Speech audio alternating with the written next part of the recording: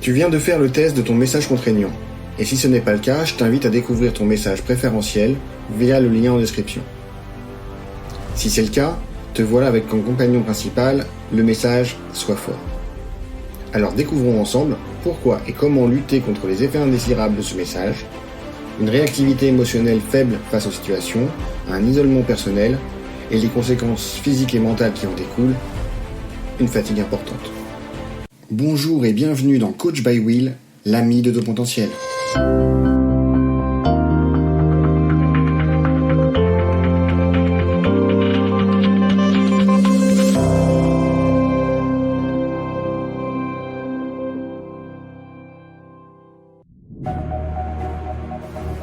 Alors pour commencer, nous allons parler des origines de ce message contraignant, le « Sois fort ». Ce conditionnement provient de messages répétés pendant ton enfance par des figures d'autorité, souvent parentales, voire familiales ou éducationnelles. Nous allons entendre des messages ou des idées que cette autorité nous vend et que nous allons acheter du type « Tu ne vas pas pleurer pour ça !»« Allez, sois courageux !»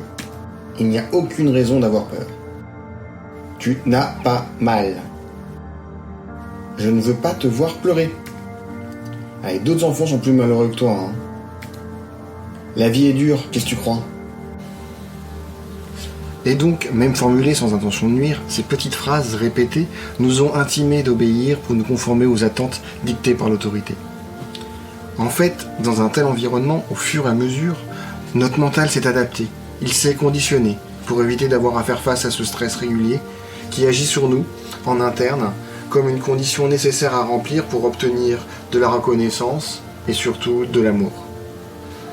Et pour cela, notre mental va avoir une idée. Il va mettre en place un adaptateur qui, comme sur les prises de courant, a pour objectif de transformer du 220 volts en un voltage moins fort, c'est-à-dire réduire la tension qui est présente. Et cet adaptateur, c'est une nouvelle croyance. Cette croyance, c'est « En toutes circonstances, je ne dois pas montrer ma faiblesse ». Et nous croyons que c'est seulement à cette condition que nous allons être acceptés en retour. Notre existence devient alors conditionnée à porter un masque, sans faiblesse, sans émotion, que nous nous forçons de présenter au monde. Le stimulus extérieur initial s'est arrêté depuis longtemps. Et pourtant, le stress est lui toujours présent, car il est désormais activé à deux niveaux. 1. Par des nouvelles autorités que nous reconnaissons comme telles. Et 2. Le plus souvent, juste par nous-mêmes en tant qu'autorité suprême. Le stimulus est maintenant interne. Le message que l'on entend est désormais une auto-injection qui nous pousse à continuer à reproduire notre comportement, même lorsque cela n'est plus adapté à la situation. Notre adaptateur tourne à plein régime, notre croyance nous a amenés à nous suradapter. Et cette croyance va avoir un impact sur notre comportement. Côté pile, cela va avoir un impact important et positif sur ce que nous réalisons.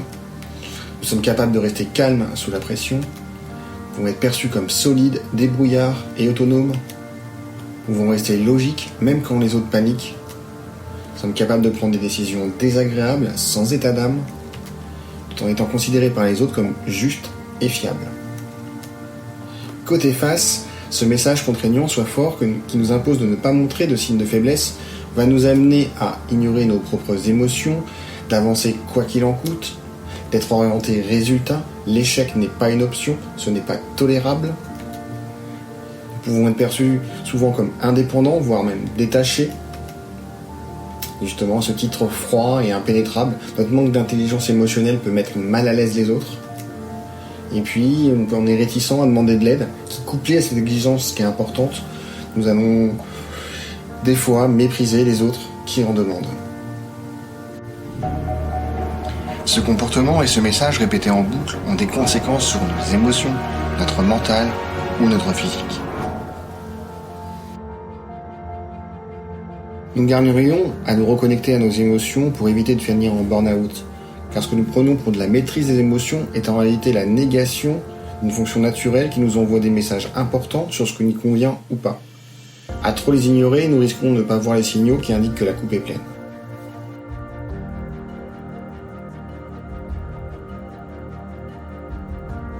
Cette pression permanente entraîne une fatigue importante, ne jamais flancher, ne jamais montrer extérieurement de failles ou de doutes. Dans ces conditions, c'est éreintant et sans fin Nous nous épuisons face à une telle débauche d'énergie. En vain.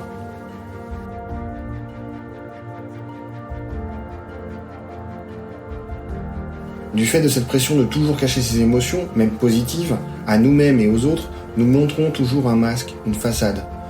Nous pouvons alors nous retrouver dans un isolement émotionnel, déconnecté de notre soi véritable, et relationnel car perçu comme indifférent, détaché ou carrément intolérant et méprisant envers ceux qui apparaissent sur notre chemin.